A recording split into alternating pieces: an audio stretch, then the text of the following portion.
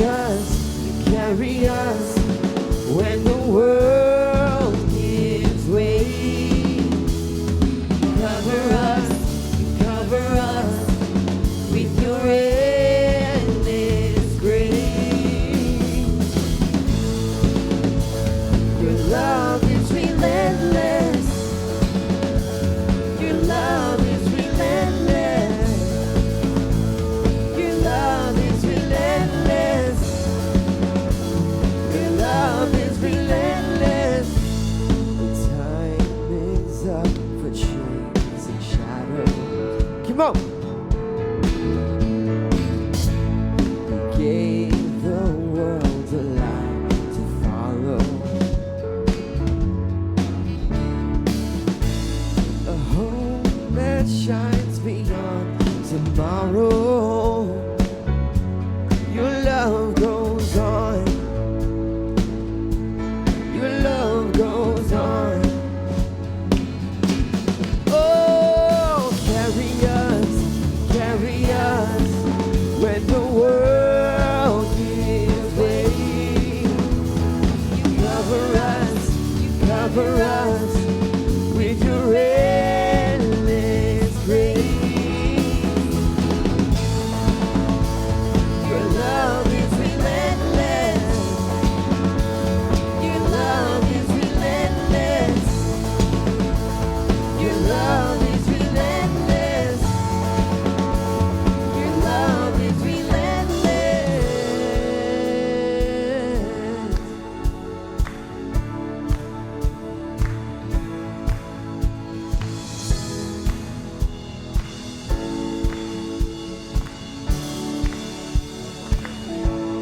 Tearing through the veil. Tearing through the veil of darkness, breaking every chain, you set us free. Fighting for the furthest part, you gave your life for all to see.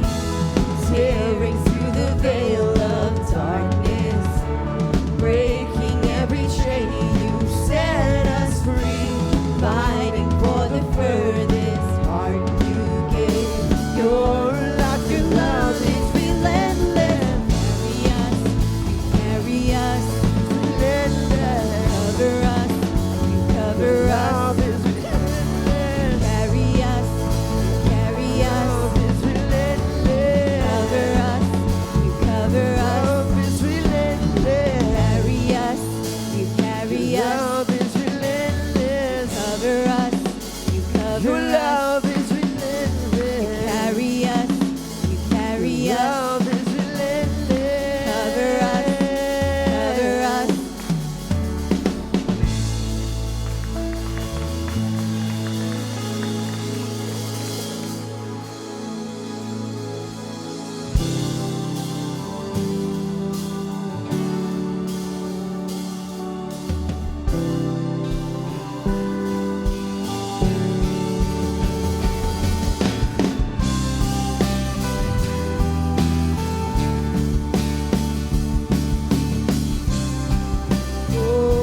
Oh, King of heaven, angels surround your throne, seated in glory. In power you stand alone. Unto your name, the highest praise. Almighty warrior, you crush the enemy. He is defeated.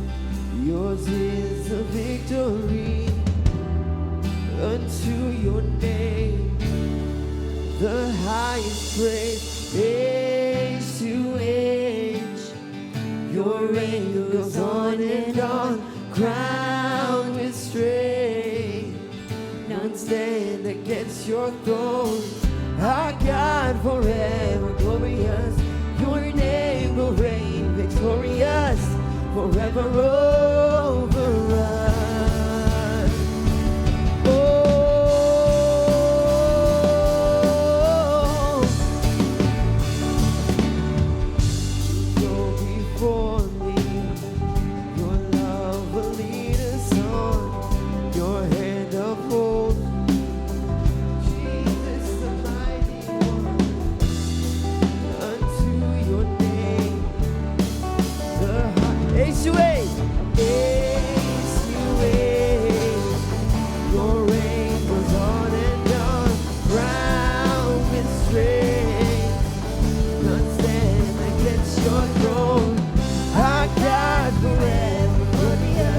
Your name will reign victorious forever over us.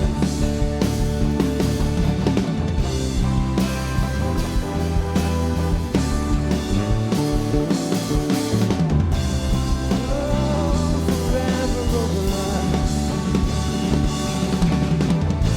God, our banner over us. In His love, I'm victorious. He is, I am. By His strength, I overcome. In His name, the battle's won.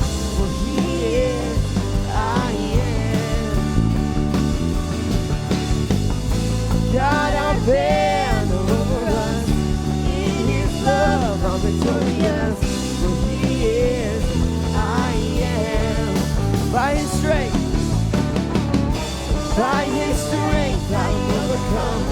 In His name, the battle's won. For He is, I am. Oh, for He is, I am. Sing it out. Age to age, your reign goes on and on, crowned with strength. None stand against your throne. Our God forever glorious.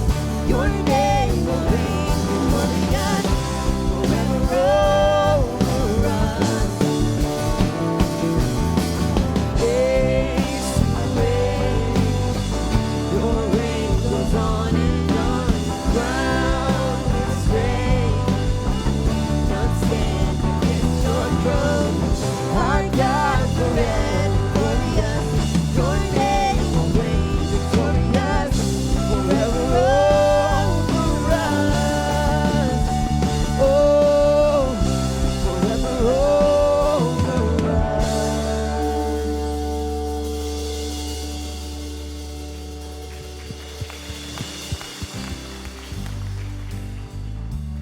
Good morning.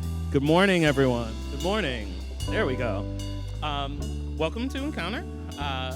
Whether you are joining us online or here with us in person, I would love to welcome you here. If you're here for the first time, I would like to extend a special welcome to you. Just to let you know what we're going to do over the next about 45 minutes. We hope that this time here can be one of the most helpful and hopeful of your entire week. Over the next 45 minutes, we're going to sing a couple more songs. We'll have a time of prayer, and we'll also have Chris come and bring us a message to do a bit of teaching today. If you're joining us, we'd love to know that you are here. A couple of ways that you can do that. We have an app that we've created. It's encounterchurch.com/app. On this app, you can let us know that you are here by clicking on a connection card segment. Also in this app, you can follow along with today's message. You can also let us know how we can pray for you, or even sign up for life groups that we have. As we continue through the rest of the day, like I said, we do want to have this be one of the most helpful and hopeful times. We're starting a new series today called Address the Mess. So it might get really real. Just be prepared for that. But before we do, we're going to sing a couple more songs. All right? Thank you.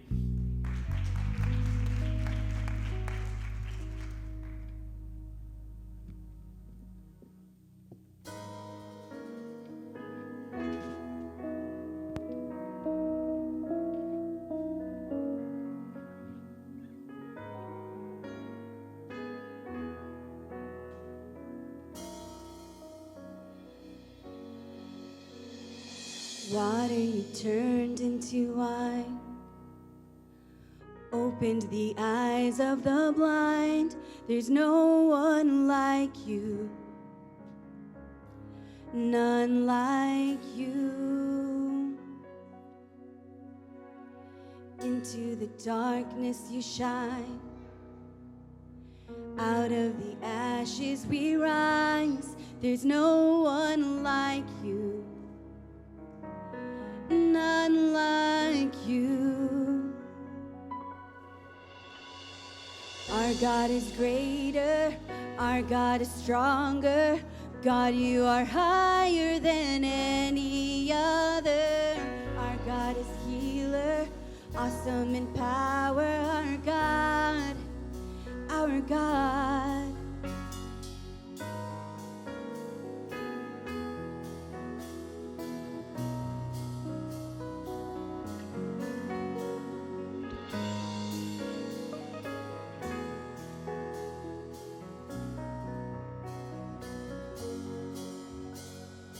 Water you turned into wine. Open the eyes of the blind. There's no one like you, none like you. Into the darkness you shine. Out of the ashes we rise. There's no one like you, none like you. Our God is greater, our God is stronger. God, you are higher than any other. Our God is healer, awesome in power. Our God, our God. Our God is greater, our God is stronger. God, you are higher than any other. Our God is healer, awesome in power. Our God, our God.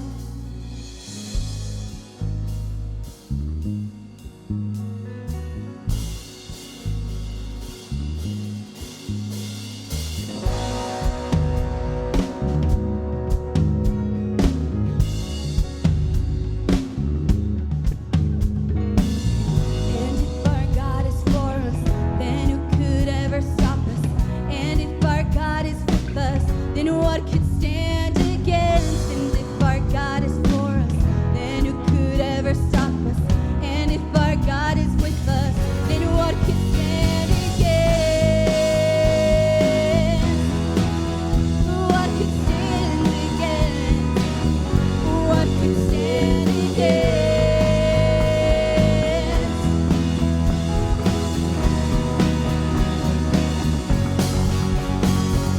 Our God is greater, our God is stronger. God, you are higher than any other. Our God is healer, awesome in power. Our God, our God. Our God is greater, our God is stronger. God, you are higher than any other. Our God is healer, awesome in power. Our God, our God.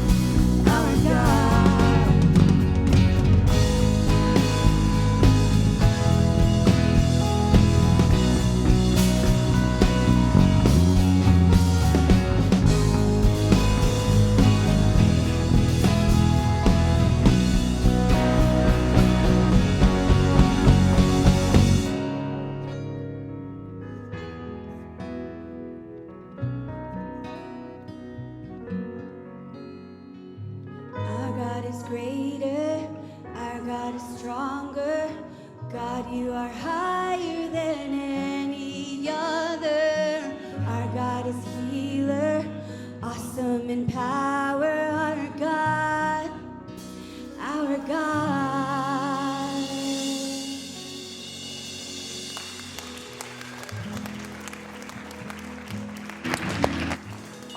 To Encounter Church. I love the heart of that song.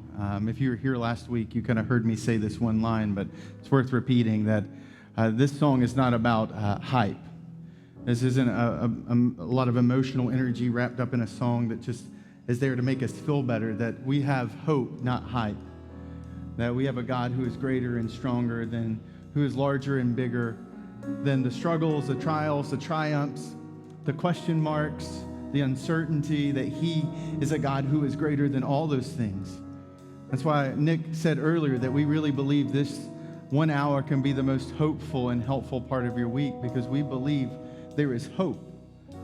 That when we step into a circumstance and we invite God in the midst of that circumstance with us, even if the circumstance doesn't change immediately, everything changes around it because we've invited him into it with us. And that's what that song is about. And maybe it's the first time you've ever heard it.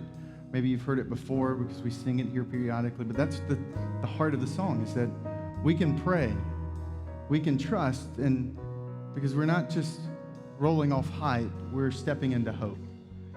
And I have the privilege, because I'm one of the pastors on staff here, of being able to receive your prayer requests when you send them in through the app. And so I know that some of you are walking through struggles right now, and that some of you have had incredibly difficult weeks. At least one family is one of the worst weeks of their life. I mean, we've all carried in things to this room, and what we need is to feel hope wash over us. And I want to pray that hope for us, and then we'll jump into what I believe can be a really exciting series for us over the month of November, a series that really at the end of the day, the end of the month, can pave the way for freedom for us in our lives from some of the things that we may feel trapped and stuck in. So I'm going to pray, and then you guys can sit down afterwards, and we'll jump in to our message today. Let's pray. God, thank you. Thank you that you are greater and stronger, that you are wiser, that you see all things, not just the some things that we fixate on. Thank you that you are a God of hope, that you're not just merely hype. And I pray that we, even right now, in ways that we can't even describe, we would experience that hope begin to fill our lives, both in this room and those who are even joining us online, that we would begin to recognize those places of hopelessness that we've been walking through. I pray that we would be open to inviting your hope into that. So thank you that you care. Thank you that you hear our words and that you are moved and you respond to them.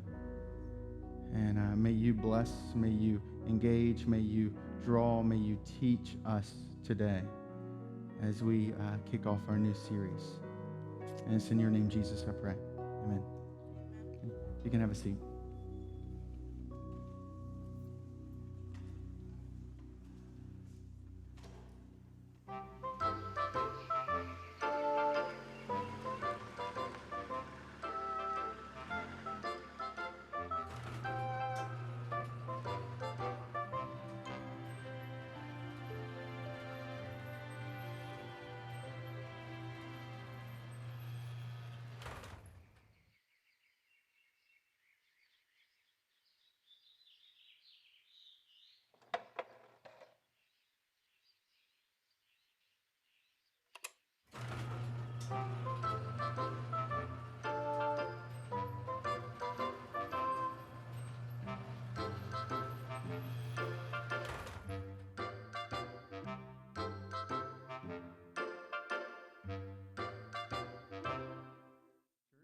Isn't that a picture of life? Or maybe a picture of your garage? I know it's a picture of my life sometimes. And through this month, I'm really excited about this series that we're kicking off today called Address the Mess. Because I believe we're going to, on the other side of the month of November, get to experience some of the freedom, some of the peace that is promised explicitly throughout the Bible. And so I'm glad you're here. Hope you're able to engage with us either present or catching up on the podcast or video if you're traveling through this month, and stay engaged with this series called Address the Mess.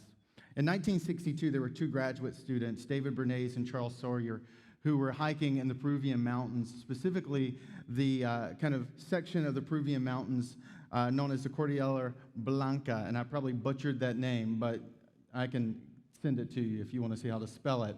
But they were hiking, and these are incredibly grand mountains, and they were in a part of the mountain that was not as frequently traveled by guys who were hikers. This was a challenging portion, and while climbing in this one section, they noticed this glacier that had been named by other climbers Glacier 511. While they were exploring around Glacier 511, they noticed something about Glacier 511 that was quite alarming. It was barely hanging onto the edge of the mountain. So after they kind of noticed that, they looked down and realized that Glacier 511 was essentially sitting in a trajectory path with a village at the base of it. And they realized this could be really, really bad if this glacier just lets go. So they descended back down the mountain. They made it to the valley where they found this village that housed about 25,350 people. And they did what any of us would have done. They go to the authorities and they make them aware of this really highly unstable glacier sitting atop this mountain that's directly aimed at them. And when they go into the village and they start making people aware of it, what happens is there's a sense of panic that starts to grab hold of the people. And the authorities, noticing this, do something that's quite alarming. They, instead of listening, they throw them in jail. And for 2 weeks, those 2 graduate students sit in their jail cell, constantly pleading with the authorities that you don't understand. There is just a ticking time bomb above this village. You've got to do something about it. After 2 weeks with the authorities making it clear they were not going to listen to them, that they were just doing nothing but causing panic, those 2 graduate students relented, retracted their statement, and said, look, if you'll let us out, we'll stop talking about it. And after 2 weeks, that's exactly what happened. Those 2 graduate students were freed, and they returned home. Less than 8 years later, South America experiences one of the most intense earthquakes in its history. On May 31st, 1970, around 3:25 p.m. It shakes a region that is the size of Belgium and the Netherlands combined. It's this massive, massive regions. It just gets violently shaken. And one of the things that gets shaken loose is Glacier 511. As it begins to slide down the mountain, it picks up speed to get to around 120 miles per hour at its peak speed.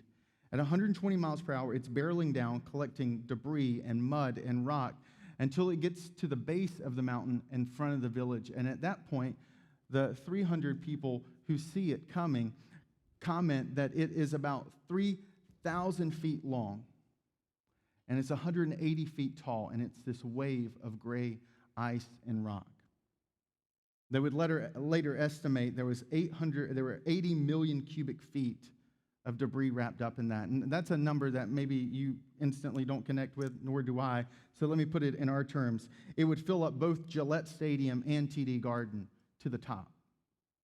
That's how much debris was headed down to this village.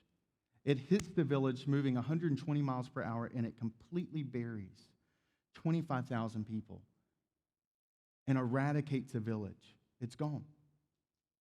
No more.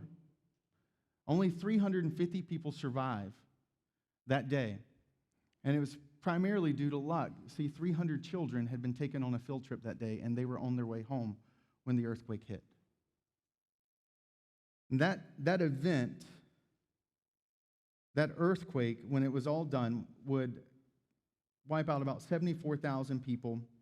25,000 additional people would be declared missing, and 1 million people would be left homeless. But no village suffered the disaster like this village did. And the tragedy was what happened in that village that day was a disaster that people had known about for 8 years and had done nothing about it. And on the surface, that story doesn't seem like anything but this trivial fact of knowledge that the worst avalanche in human history happened in Peru in May 31st of 1970. But the scary part is that the dynamic of that event directly impacts our life. That many of us have lived in the aftermath of decisions and disasters in our own personal life that we saw coming for years. Small decisions that we were making, whether it was relationally, financially, whether it was a slow step into addictions, and all of that are these warnings of a disaster that's just waiting to happen, and we ignore it until it's too late. That what happened on that Peruvian mountainside happens in our lives too. That some of the most damaging moments of our lives weren't a surprise at all and could have been avoided. And that's what this series, Address the Mess, is about. It's learning to recognize the relational cracks before we have the relational crash. It's learning to spot the tension before it's torn apart. It's about noticing the pressures in our finances and doing something about it before it completely implodes us financially. That over the month of November, we're going to look at how do you engage and deal with stresses that we could avoid if we just addressed the mess that we all see in our lives. And to do that, I want to go to a story, an incident that quite honestly feels about as distant as a Peruvian village way up in the top of the mountains in 1970. It's an incident that happens 4,000 years ago. Maybe it's something that you've never even read in the Bible before. But in the same way that Peruvian incident speaks into our dynamic of life and decisions and disasters, I think you will find that this quite bizarre incident from 4,000 years ago actually speaks to our life too. That we can derive not just information, but inspiration out of this simple, strange story found in the book of Genesis. It's found in Genesis chapter 32, and if you're new today and you heard Nick reference the Encounter Church app, if you've downloaded it, you click on Message Notes, it's already there for you. Or if you click on Bible, it's already there for you. We've preloaded it. And if you just want to engage and kind of read along as I'm speaking, it'll be on the screen behind my head. But here's the disclaimer I want to give you. I want you to hold on to it for a little bit. I want you to kind of grab hold the same way those people grabbed hold in that Peruvian village, realized there was this force coming down the mountain. Just want you to kind of engage with me because we're going to walk through this, and on the other side of this story, it'll make sense. But if you're reading the Bible for the first time, if you're hearing this story for the first time, I'm going to go ahead and warn you, it feels distant and it feels strange, just like a Peruvian village in 1970 does to us today. So I'm going to jump in. Genesis 32, verse 22. That night, Jacob got up and took his 2 wives, his 2 female servants, his 11 sons, and he crossed the ford of the Jabbok. And after he had sent them across the stream, he sent over his possessions. I'm going to stop there. Because, like I said, we're about to get into a strange world and a strange moment. And if you're hearing this for the first time, let me go ahead and acknowledge, yes, I said dude has 2 wives. He has 2 female servants. He has 11 children. Okay, up to that point, alcoholism is justified. Okay, let's just be real. Like, this guy has so much craziness in his life. And then he's at the ford of the Jabbok, which is not a reference to Star Wars, though it sounds like it could be. Right? So one disclaimer I want to give you before we jump into the story, because I don't want you to get caught up in the 2 wives. So there's this dynamic. Sometimes the Bible is descriptive. It's just describing what it sees. There's not a judgment made about it. There's not commentary given, right or wrong. It's just merely describing. Then you see passages in the Bible that are prescriptive. And they are not just describing something, they're prescribing something. They're laying out a model, a framework that should be followed and obeyed. So you've got descriptive and prescriptive. And what you see in this opening passage is descriptive. You've got Jacob, and you've got 2 wives, 2 female servants, 11 sons, and what appears to be some Star Wars character, all happening simultaneously. But that's not the part I want you to get wrapped up in. What I want you to get wrapped up in is what happens after, because it gets stranger. But in getting stranger, it actually speaks more to our life than you would ever imagine it could. You see, Jacob is in this space and in this place, and you can kind of sense it even in the first 2 verses that there seems to be some kind of tension. There seems to be some type of drama. He's sending his entire family across the river. He's trying to get away from something. See, Jacob is one of the most famous Jewish characters in all the Old Testament or the Jewish Bible, because the Jewish Bible is what Christians would call the Old Testament. And Jacob is one of those original patriarchs or the fathers of the Jewish faith. You had Abraham, Isaac, and Jacob. Those were the three. Abraham is probably one of the most famous religious leaders in all of planet Earth, outside of Jesus himself. Abraham directly can be traced to three major world religions of Jewish, Christian, and Muslim beliefs. All three of them claim descendancy from Abraham. Okay, so this is kind of giving you a little bit more of a historical backdrop. Isaac is Abraham's son, who's seen as a promise. This is where you start to get a little bit of a separation. Isaac is where Jewish and Christian beliefs start to come and emerge. Esau, the other son, is where Islamic beliefs start to emerge. It's out of that bloodline. Then Isaac has a son named Jacob. And so Jacob has a brother. There's been some issues in that, and actually I misspoke. It's Isaac and Ishmael, and then Jacob is born from Isaac, and it's Esau and Jacob. So those are the two brothers that are born out of that bloodline. So you kind of got this crazy family tree of faith, okay? Now what's interesting is that Jacob is on this riverbank tonight because he's just fleed the father of his two wives, who he's deceived, who he's tricked. And he's getting ready the next morning to meet his brother Esau, who's estranged. And I want to give you a little bit of family history because it'll help you understand what's happening in this parallel. Esau and Jacob were born as twins. Esau was born first, which meant he had all the rights of the firstborn. In this kind of ancient time period, if you were born first, you got a lot more stuff, and you got a lot more of the inheritance, and you got a lot more of the blessing, as it was referred to. And Jacob's born second. But when Jacob's born, he's literally grabbing the heel of his brother, which is this very symbolic picture, because to be a heel grabber, to be someone who sneaks up from behind and grabs someone, was to be a deceiver, a trickster. So they call him Jacob because it's a picture of who he becomes. Jacob is a con man. Jacob knows how to sneak up behind and take away something that you don't even aware that he's eyed. I mean, Jacob is this huckster, trickster, con man, and that's literally what the name Jacob means. It's con man, heel grabber. And he has stolen Esau's inheritance.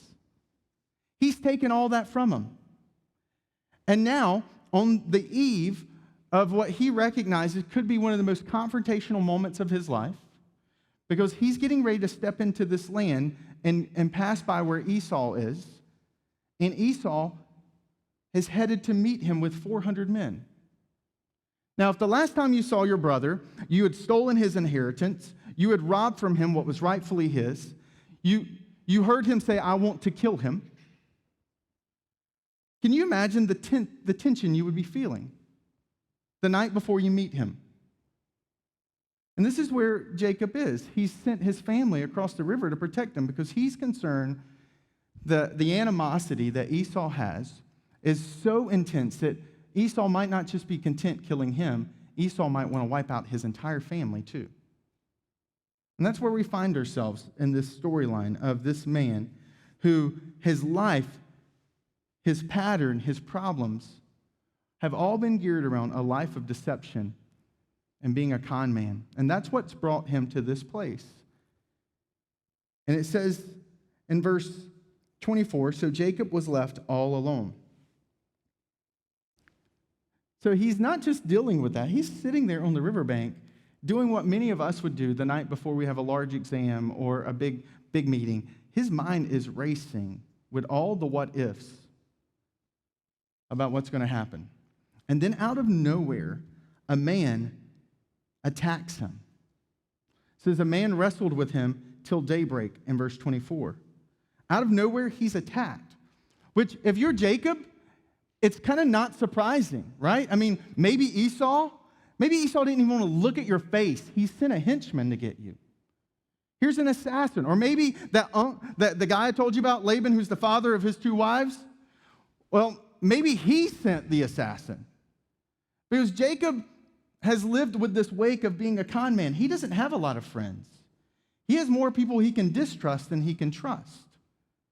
And so here, alone, by himself, someone springs on him And Jacob is literally in the battle of his life. Someone's attacked him. And then this is where it starts to get strange. It says in verse 25, when the man saw that he could not overpower him, he touched the socket of Jacob's hip so that his hip was wrenched as he wrestled with the man. Then the man said, let me go, for it is daybreak. But Jacob replied, I will not let you go unless you bless me. The man asked him, what is your name? Jacob, he answered. Then the man said, your name will no longer be Jacob, but Israel, because you have struggled with God and with humans and have overcome. Jacob said, please tell me your name. But he replied, why do you ask my name? Then he blessed them there. So Jacob called the place Peniel, saying, it is because I saw God face to face, and yet my life was spared. The sun rose above him as he passed Peniel, and he was limping because of his hip. Therefore, to this day, the Israelites do not eat the tendon attached to the socket of the hip, because the socket of Jacob's hip was touched near the tendon. I told you it was about to get strange, right? I warned you. So here's what I want to do. I want to step back a little bit. So what Jacob has started, he thinks he's engaged with this assassin, this hitman, this one of kind of the hired goons of maybe his brother or his father-in-law. And yet somewhere in the midst of the battle, this man he's fighting does something that clearly communicates he's not just a man. Because you would think after battling all night, you're probably matched kind of head on. This is one of those kind of like clearly neither one of them stronger than the other. They're going back and forth. And then the man touches Jacob's hip and Jacob feels it. This man communicates there's far more power and strength I have because I touched your hip and I knocked it out of socket. This is a really powerful touch. And at that moment, Jacob realizes, I'm not fighting a man. I'm actually engaged with something supernatural.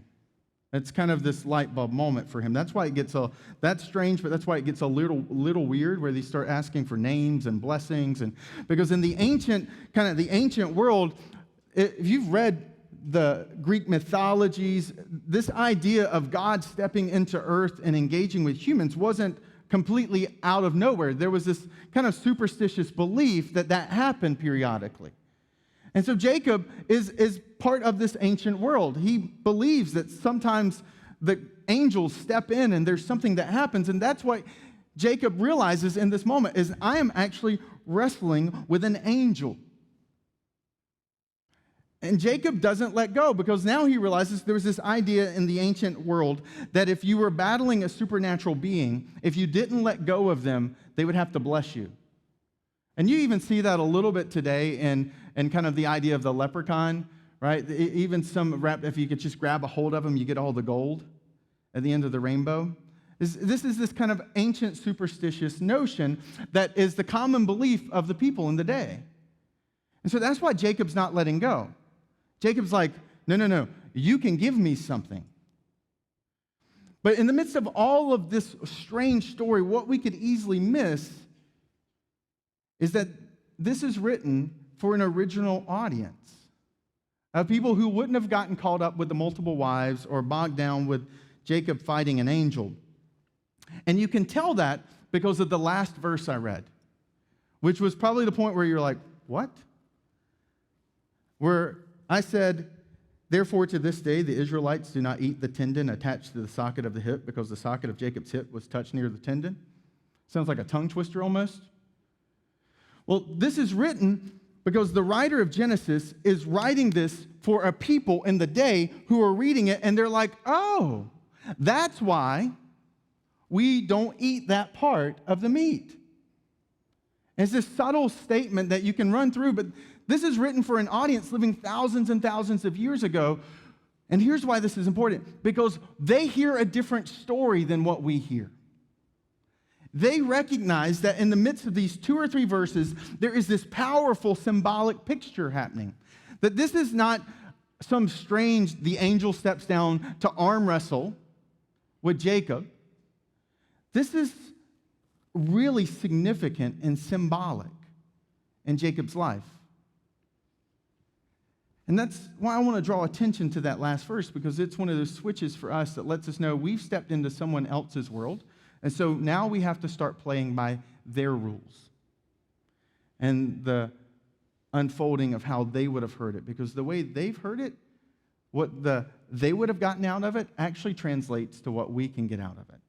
So now that I've kind of given you a disclaimer, let's step into their world. And in the course of 2 verses, let me help you understand why this original audience who would have just heard why they didn't eat this piece of meat would have been directly impacted by the storyline. You see, first of all, you find out that there's this engagement. What's your name? There's this idea of name going back and forth. There seems to be this kind of like focus on the location. All of that's significant. You see, for a Jewish listener, a Jewish reader, this ancient Eastern mindset, your name wasn't something that your parents gave you. It was a destiny. It was your character. Your name represented something. It meant something. It had weight on your life. He was named Jacob because he was a deceiver. He was a hill grabber. He was a con man. That was his name. He was a man who his entire life had avoided his problems. He went around his problems and conned his way out of them. He didn't confront them. He didn't acknowledge them. He weaseled his way out every single time. That's why his name was Jacob. And that's why the angel says, that's not your name anymore. Your name is Israel. Because Israel meant someone who struggled with God. But then, if you notice, it says Jacob calls the place Peniel, which meant face to face. Here's why his name gets changed. Because his entire life, he had been a man who grabbed people's heels. He had been a man who snuck up from behind and stabbed them in the back. And now, Jacob is doing something he's never done before. He's face to face with his problems. He's confronted his problems. He's actually struggling. He's not being sneaky. He's not being a con man. He is addressing the mess in his life. He's on that riverside that night because he has had a pattern his entire life of deceiving and conning and tricking and conniving his way to get what he wants relationally, financially. And he's left this wake of destruction behind him because he never addressed the mess in his life. He never stared face to face with his problems. He avoided them. And that's why the angel says to him, your name is Israel. And that's why Jacob calls the place Peniel, because he went face to face with God. Jacob has this defining moment of his life. But here's the second part of this profound truth and what's unfolding is there's a reason this writer tells us exactly. Like, you could travel to Israel today and go to the exact same spot Jacob was at. This is so specific. He tells us the exact spot that Jacob is at for a reason. You see, for the ancient Jewish reader, and even in some modern Jewish thought today, your preferred future, like that, your destiny, was not some figurative idea. It was wrapped up in geography. And it's why you've heard it probably in the Bible, or have heard people reference the promised land. For a Jewish mind in that day, and even today in some kind of sects of the Jewish population, their idea of their preferred future was wrapped up in the geography of the promised land. What God desired for you in life, the best that God had for you, was geographically bound. And the river that he's sleeping on this side of the river, he's looking on the other side at the promised land. That over there on the other side of the river is the promised land.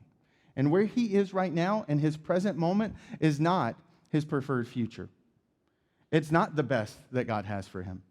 It's not what he desires out in life, but it's what his choices have led him to. He's sleeping on this side of the river across from the promised land his preferred future.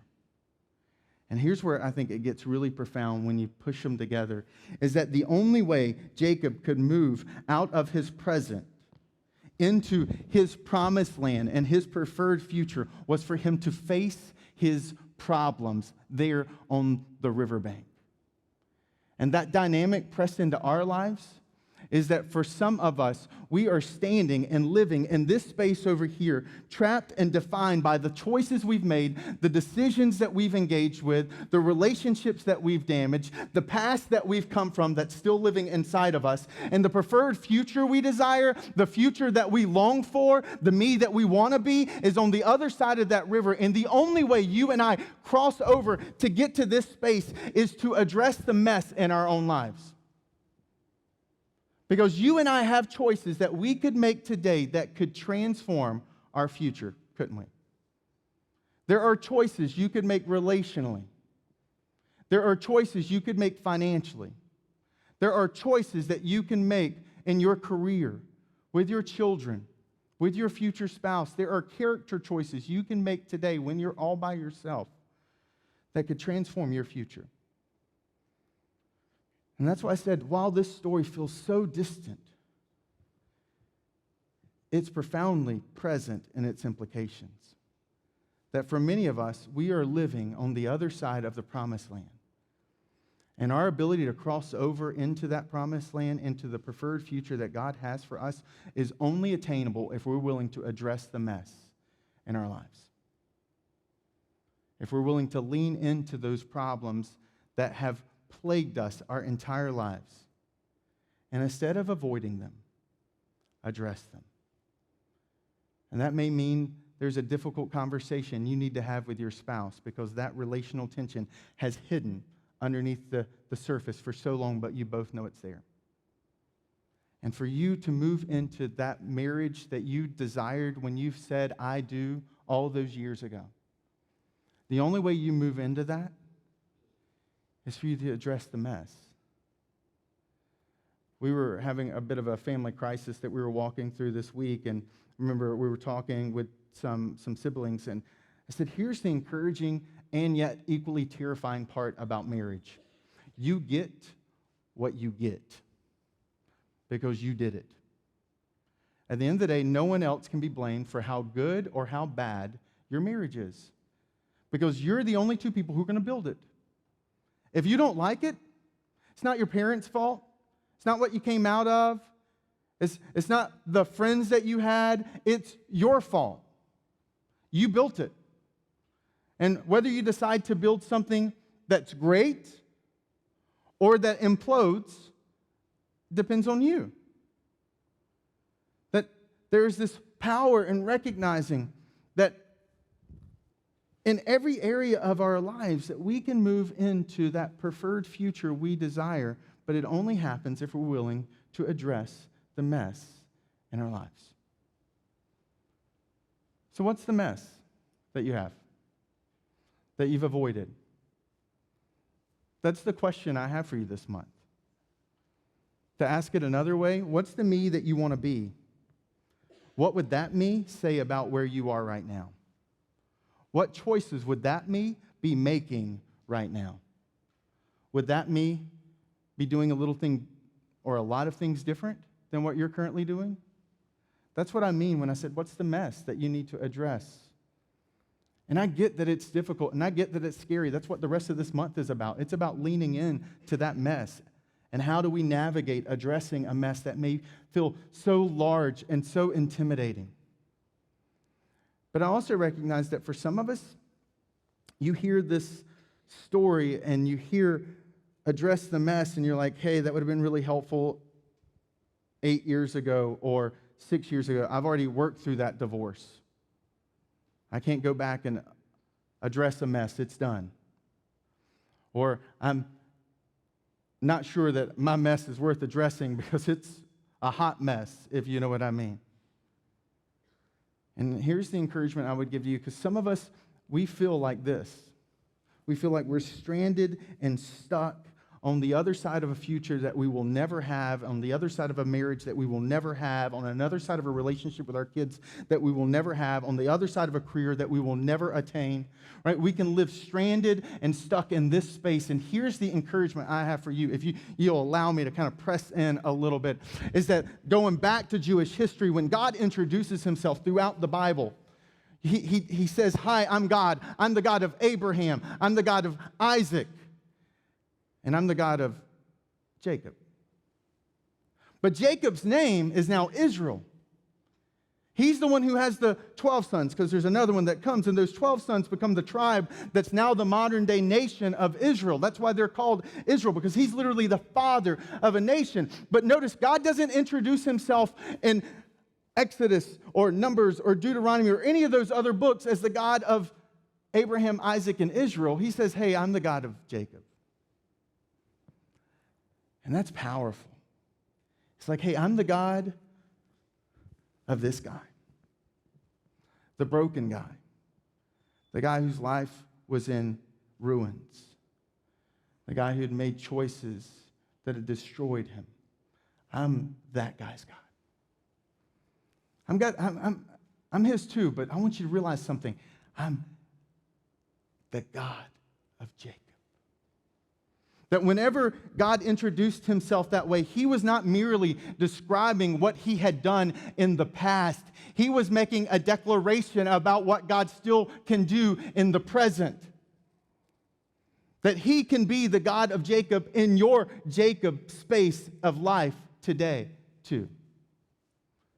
That he can bring transformation. He can bring hope. He can bring repair. He can bring redemption to your relationships, to you internally, to your marriage, to your family, to those relationships that have lived in this wake of disaster for decades. He is that God who brings and steps and moves and can take us across the river into our preferred future. He's the God of Jacob.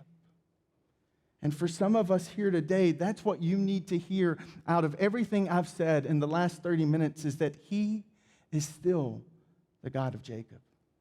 Which means none of you, me included, have walked into this room outside the bounds of what he is able to do. None of us have brought a relationship in. None of us have brought circumstances in or character issues in that he is not able to step into with you and transform. And over this next month, as we begin to step into this series called Address the Mess, that what we will find is that on the other side of our mess is this glorious message of hope. That the God of Jacob can transform us into Israel and can move us into a life of better decisions and fewer regrets. And he does it by transforming the core of who we are and infusing hope literally down into our soul. And I know that I have opened up and stirred so many things that we're not able to unpack, because Sunday morning, at the end of the day, while I would love to preach for 65 minutes and give you the rest of the story, none of you have ever, when I've walked off the stage, said encore, right? And that's why we have created spaces and these kind of environments where you can continue the conversation, whether it's in life group, where we take the message and we break it down into personal, professional life and have questions where we unpack them deeper, or whether it's for those who are maybe saying, you know what, I'm stuck over here. I don't know what it means to become Israel, but I know that I need that. I need to step across that river. We've created a space for you to walk through and to have a space to ask questions about faith and to have a place that's safe enough to bring your doubts and your struggles, to dialogue about what does it mean to be a Christian? What does Christians believe? That we've created those environments where we can continue the conversation beyond what just happens on Sunday morning. And like Nick said earlier, it's in the app. And so if you click on Starting Point or swing by Starting Point when you leave, and Starting Point's just our like little kiosk on the way out that we just want to help you get started, whatever that next step is. And if you want to do that electronically or physically in person, we'd like to help you. Step into that environment where you can continue the conversation that maybe God stirred inside of you today that he desires to have with you. And what I'd like to do, that we do every single week, is we like to carve out space because life is hectic and frantic, and we want this to be both hopeful and helpful. And we realize if we don't engage, if we don't carve out space, it can be lost. And sometimes, unless I tell Siri to remind me, it's gone away. And so we've kind of carved out a song at the end of each one of our services, and the intention is just to give us a place to decompress and to maybe kind of process internally, maybe what's that next step for me? What did I hear today that I need to apply today? Or what did I hear today that I need to think about more? Or what's something I should do out of this today to start to move into that preferred future? And that's why we have this song. And today the song is entitled "The Rock Won't Move." And it's about the God of Jacob. It's about a God who's the same God who he was and is to come, the same God who transformed Jacob and brought hope in his hopeless situation, is the same God who can step into your situation and bring hope too. And that's what that song is about. It's just declaring that he's the rock, and he's sure, and he's grounded, and he's the same, and he can do the same in my life that he did in Jacob's life too. So I invite you to stand. The band's going to lead us, and you may notice at a certain point in the song there's a basket passed in front of you, and if you're here today for the first time, let me tell you what that's about. One of the things that you'll notice after you spend a little bit of time with us at Encounter Church is that we are a generous people. We believe in the power of generosity because our God is a God who is generous. So we are very generous as a people, and the reason we're generous as a church and what we do in this community and around the world is out of the generosity of Encounter Church. And so for those who call Encounter Church home, we have this space carved out so that we can, through the app or through actual just giving, we practice that generosity. And that's the bedrock of why we're generous in our community. If you're new here today, that basket's for you to be able to write and fill out the connection card, to let us know how we can pray for you, how we can get to know you. That's there for your reason. And if you're a little bit more electronically inclined, that's what the app's for. So we tried to make sure that we carve out space for all of us to have a place to kind of process what God has started conversationally with us today. So let me pray. The band's going to lead us, and we're going to respond and declare that the God of Jacob is still the God of Jacob today. God, thank you. Thank you that you're gracious, that you're good, that you step in, not just to ancient times and engage people then, but that you step into modern times and engage us today too. Thank you that you are the rock that won't move, that you're still the God of Jacob who's transforming today like you transformed that day. So may you encourage us, may you inspire us, may you stir within us the hope that you bring to our hopeless situations.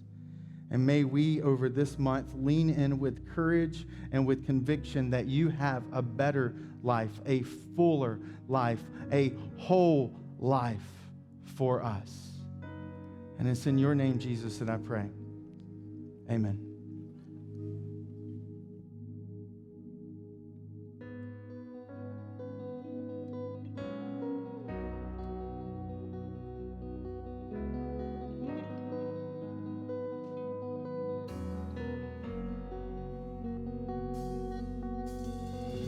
When the ground beneath my feet gives way, and I hear this sound, crashing waves, and my world is washing out to sea.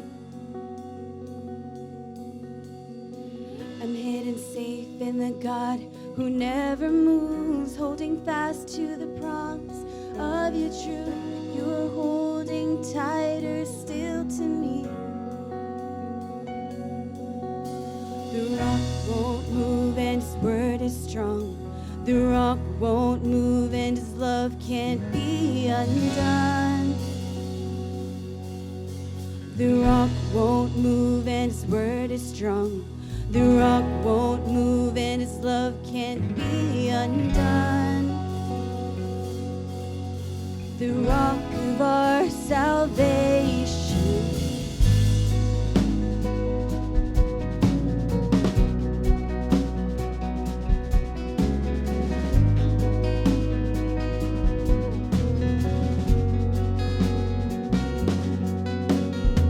My hope is in the promise of your blood, my support within the raging flood. Even in the tempest I can see. I'm hidden safe in the God who never moves, holding fast to the promise of your truth, that you're holding tighter still to me. The rock won't move and his word is strong. The rock won't move and his love can't be undone. The rock won't move and his word is strong. The rock won't move and his love can't be undone. The rock of our salvation. Whoa, whoa, whoa. Rock of our salvation. On Christ the solid rock I stand, all other ground is sinking sand. The won't move, no, the rock won't move. And when darkness seems to hide his face, I rest on his unchanging grace. The rock won't move, no, the rock won't move. On Christ the solid rock I stand, all other ground is sinking sand. The rock won't move, no, the rock won't move. And when darkness seems to hide his face, I rest on his unchanging grace. The rock won't move, no, the rock won't move. And the rock won't move and his word is strong. The rock won't move and his love can't be undone. The rock won't move and his word is strong. The rock won't move and his love can't be undone. No, the rock won't move and his word is strong. The rock won't move and his love can't be undone. The rock won't move and his word is strong.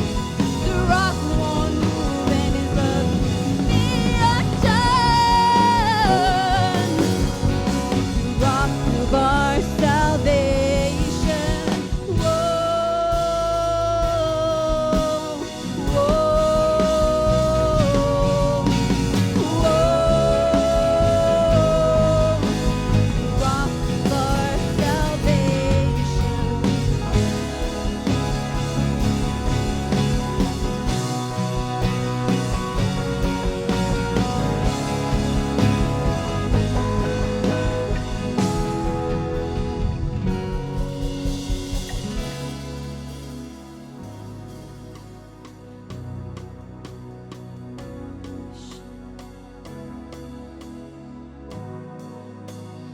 Rock of our salvation.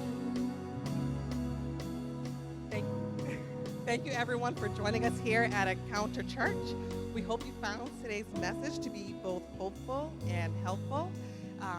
If you are interested in getting connected or learning more about who we are, we would love to hear from you. As you leave today, please feel free to swing by Starting Point.